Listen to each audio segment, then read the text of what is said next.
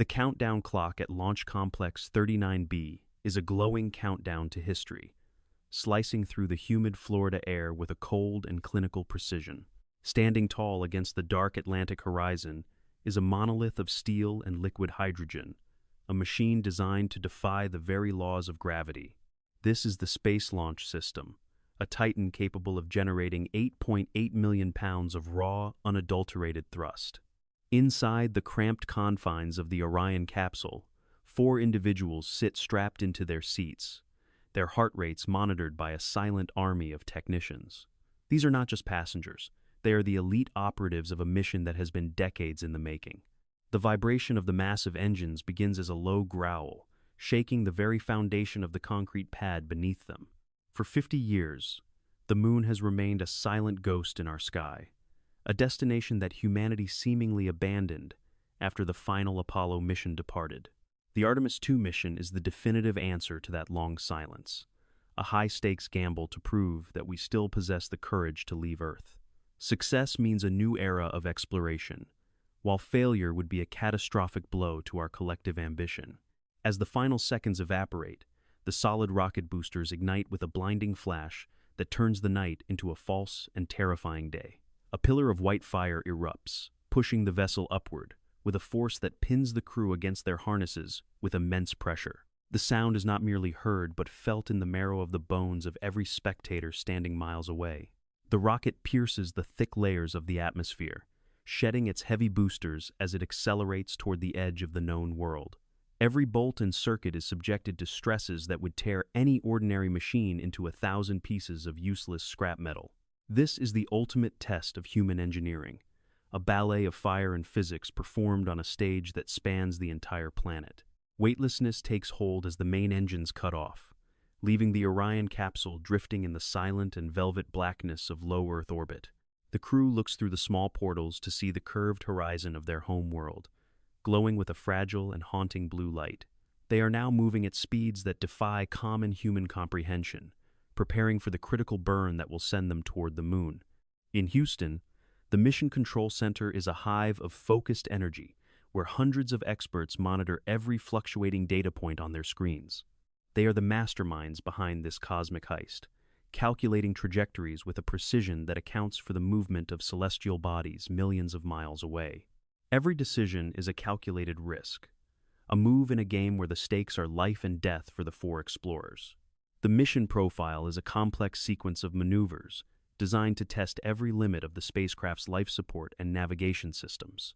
Unlike the missions of the past, Artemis II is built on a foundation of modern technology that has never been tested in deep space. The crew must rely on their training and the invisible tethers of communication that stretch across the vast and empty vacuum of the void. Ahead of them lies the Van Allen radiation belts, a dangerous zone of high-energy particles that can wreak havoc on sensitive electronics and human tissue. Navigating this obstacle requires a perfect alignment and a shield of specialized materials that must hold firm against the invisible onslaught of the sun. The path to the lunar surface is not a straight line but a treacherous obstacle course through the lethal environment of space. The awakening of the SLS rocket was merely the first act in a drama that will redefine our place in the solar system for centuries. As the Orion spacecraft prepares to leave the safety of Earth's orbit, the world watches with bated breath and a sense of wonder. The heist of the century has officially begun, and the 4 pioneers are now committed to a journey into the dark and unknown reaches. The moon has been a silent witness to 5 decades of human absence, a white desert holding the frozen footprints of the last visitors. Since the departure of the Apollo 17 crew in December 1972, the lunar surface has existed as a graveyard of abandoned equipment and unfulfilled dreams. For half a century, the greatest achievement of our species became a fading memory, a historical anomaly that felt increasingly impossible to repeat. To understand why we left, one must look at the cold and hard calculations of geopolitical necessity and dwindling federal budgets. The original space race was a product of the Cold War, a battle for ideological supremacy fought with liquid oxygen and titanium hulls.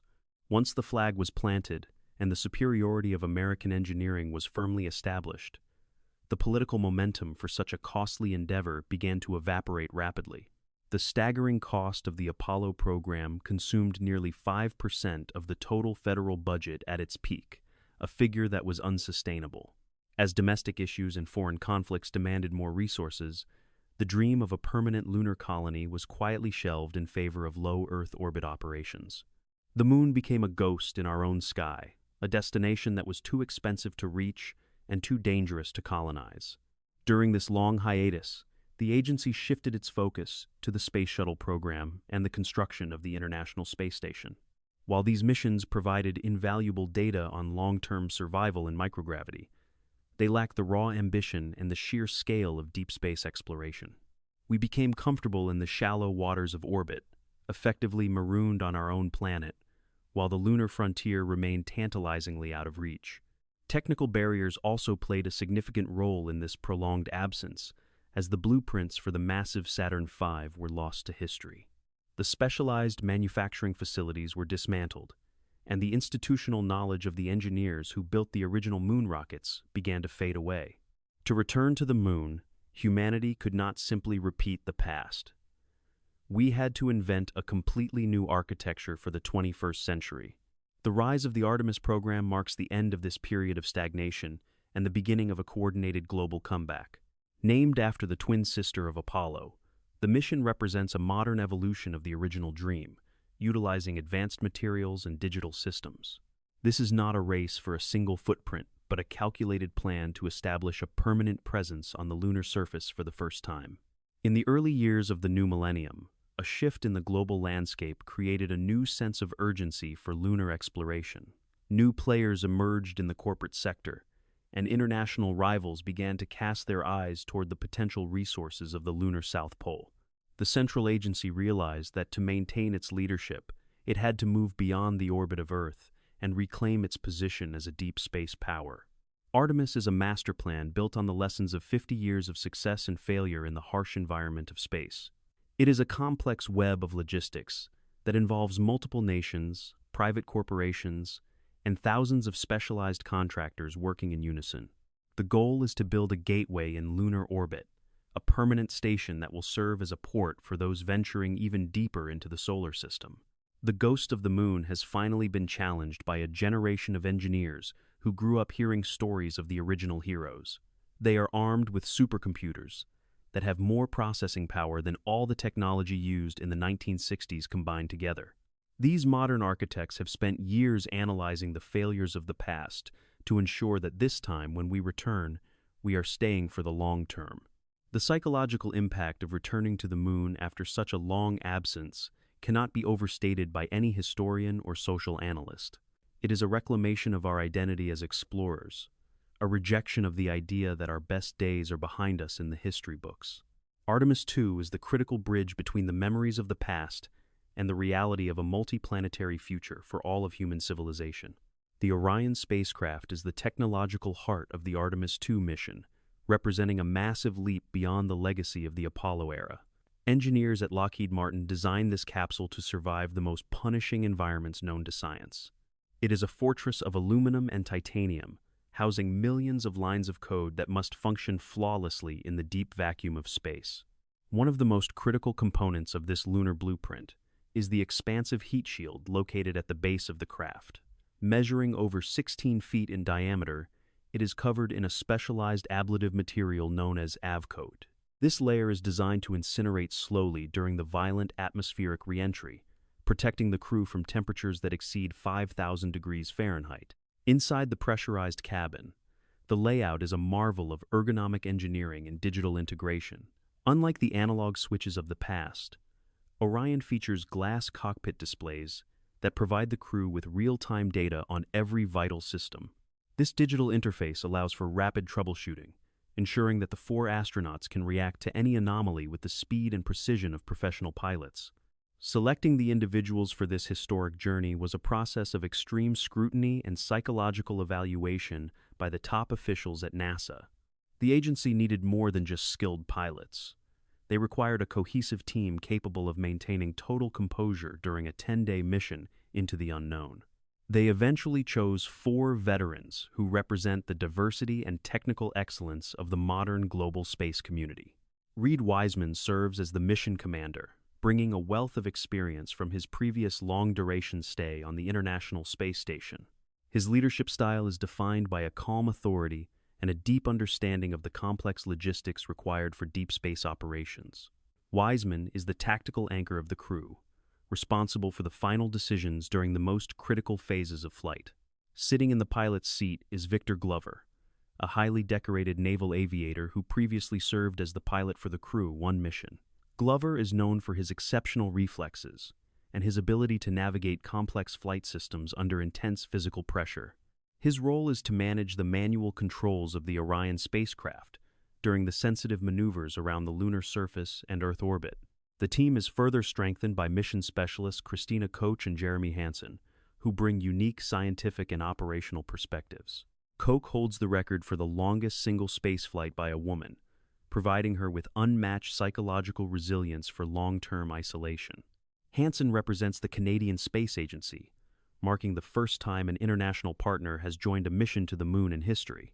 The flight plan for Artemis II is a masterful example of orbital mechanics known as a lunar free return trajectory.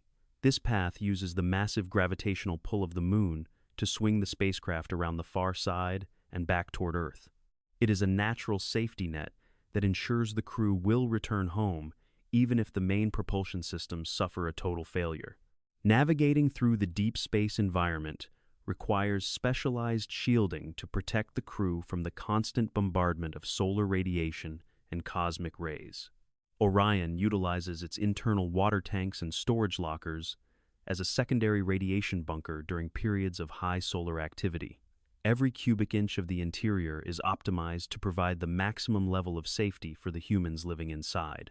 Life support systems within the capsule are designed to recycle air and water with near-perfect efficiency for the entire duration of the trip. These systems must maintain a delicate balance of oxygen and nitrogen while scrubbing dangerous carbon dioxide from the internal atmosphere.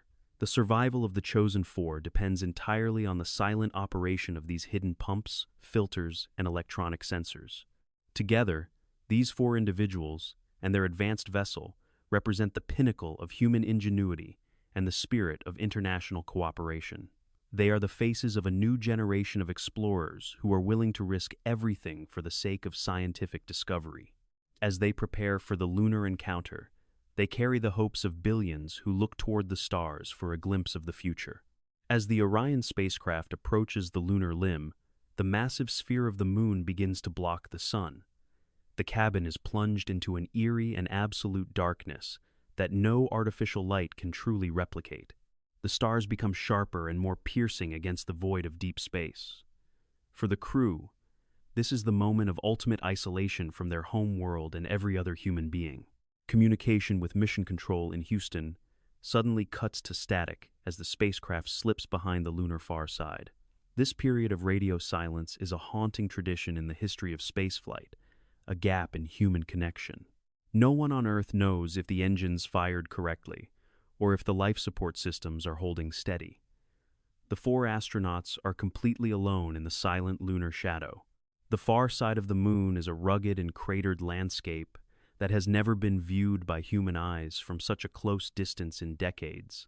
It is a world of total silence and desolation, untouched by the atmosphere or the sounds of living things. The Orion capsule glides through the darkness like a ghost, its sensors recording every detail of the ancient and scarred surface below. Once the spacecraft completes its lunar swing, it emerges back into the sunlight and reestablishes contact with the anxious team on the ground. The relief in the voices of the flight controllers is palpable as telemetry data begins to flood their monitors once again. But the most dangerous phase of the mission is only just beginning as they start their high-speed fall toward the blue Earth.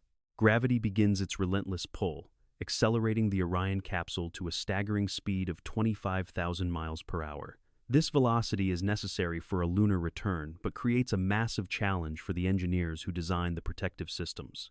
The kinetic energy of the spacecraft must be converted into heat, and the atmosphere is the only brake available to slow the heavy vessel down. The capsule hits the upper layers of the atmosphere with a force that creates a brilliant trail of ionized plasma. This white-hot energy surrounds the vehicle, creating a secondary communication blackout that tests the nerves of everyone involved in the operation. Inside, the crew feels the weight of multiple G-forces, pressing them deep into their seats as the spacecraft begins to decelerate very rapidly. The heat shield is now facing its ultimate test, glowing with a fierce and terrifying intensity as it reaches 5,000 degrees. This temperature is hot enough to melt solid steel, yet the ablative material is designed to slowly vaporize and carry the heat away. The integrity of this single layer is the only thing standing between the crew and the literal fire of the atmospheric re-entry. To manage the extreme heat and pressure, Orion performs a sophisticated maneuver known as a skip re-entry, similar to a stone skipping across a pond. The capsule dips into the atmosphere, bounces slightly upward to shed speed, and then descends for its final approach. This technique reduces the peak heat loads and provides a more precise landing target in the vast waters of the Pacific Ocean. The stress on the airframe is immense, as the sonic booms echo across the empty ocean, signaling the return of the travelers. The external sensors are scorched and blackened by the fire, yet the internal computers continue to guide the craft with robotic precision. The atmosphere is a chaotic and unpredictable medium, but the lunar blueprint has accounted for every variable in the complex orbital physics. At an altitude of several thousand feet, the drogue parachutes deploy with a sharp crack that stabilizes the tumbling motion of the capsule. These small chutes are soon followed by the massive main parachutes, unfolding like three giant orange and white flowers against the blue sky. The rapid descent slows to a gentle drift as the craft nears the choppy surface of the dark and cold ocean. Every second of the descent is a battle against the elements and the laws of motion that govern the physical universe. The heat shield has done its job, but the final splashdown requires a perfect orientation to avoid a catastrophic impact with the water. The recovery fleet is already moving toward the predicted landing site, their helicopters hovering in anticipation of the historic and successful return. The tension in the cabin is focused and silent as the crew prepares for the final jolt of the landing process. They have survived the vacuum of space and the fire of the atmosphere, but the mission is not over until they are safely on a recovery ship. The journey from the moon is a testament to the fact that space is never a routine or safe environment. The final impact with the Pacific Ocean occurs with a controlled violence that marks the definitive end of their long cosmic journey. The massive orange and white parachutes collapse into the salt waves like tired giants as the scorched Orion capsule bobs in the water. Inside the cabin, the four explorers feel the unfamiliar and heavy pull of Earth's gravity for the first time in over 10 days. Recovery teams from the United States Navy move with professional speed toward the floating black and singed capsule under the bright sun. Specialized divers jump from hovering helicopters into the churning water to secure the recovery lines and check the structural integrity of the vessel. The world watches via live satellite feeds as the hatch finally opens, revealing the faces of the crew returning from the void. The success of Artemis II is not just a triumph for a single agency, but a signal that the lunar hiatus is over. This mission has validated the complex flight systems and the heavy lift capacity of the SLS rocket under real deep space conditions. The massive amount of data collected from the heat shield and radiation sensors will now be used to finalize the plans for the next phase. With the recovery of the Orion capsule, the focus of the international space community immediately shifts toward the ambitious goals of Artemis III. That upcoming mission will involve a crew landing near the lunar South Pole, an area believed to contain vast deposits of frozen water. The success of the Chosen Four has paved the way for the first woman to walk on the lunar surface. We are no longer content with visiting the moon for a few hours of exploration and taking a few photographs for the books. The Artemis program is the foundation for a sustainable lunar economy, involving the construction of the Lunar Gateway Station and permanent surface habitats. This architecture is designed to support long-term scientific research and the eventual extraction of resources from the lunar soil for future human use. Beyond the moon lies the red horizon of Mars, the ultimate destination for the technology being tested in these current Artemis missions. Every system on the Orion spacecraft is a prototype for the vessels that will eventually carry humans across millions of miles to another planet. We are learning how to live and work in the deep void, far away from the protective magnetic field of Earth. The legacy of Artemis II will be measured by the generations of scientists and engineers who are inspired to look toward the stars. It has shattered the 50-year barrier of stagnation and proved that the human spirit of exploration is as vibrant as ever before. The moon is no longer a distant memory but a functional laboratory for the advancement of our entire civilization in the century. In the grand narrative of human history, this mission represents the moment we decided to stop looking at the horizon and start reaching. The 4 astronauts of Artemis II have written their names in the stars, but they are only the vanguard of a much larger movement. The heist of the century was successful, and we have reclaimed our place as a truly multi-planetary species for the future. As the Orion capsule is hoisted onto the deck of the recovery ship, the silent lunar ghost feels like part of our world. The journey of 300,000 miles has brought us back to where we belong, standing on the edge of a new frontier. The stars are no longer just lights in the sky, but destinations that are finally within our technical and physical reach once again.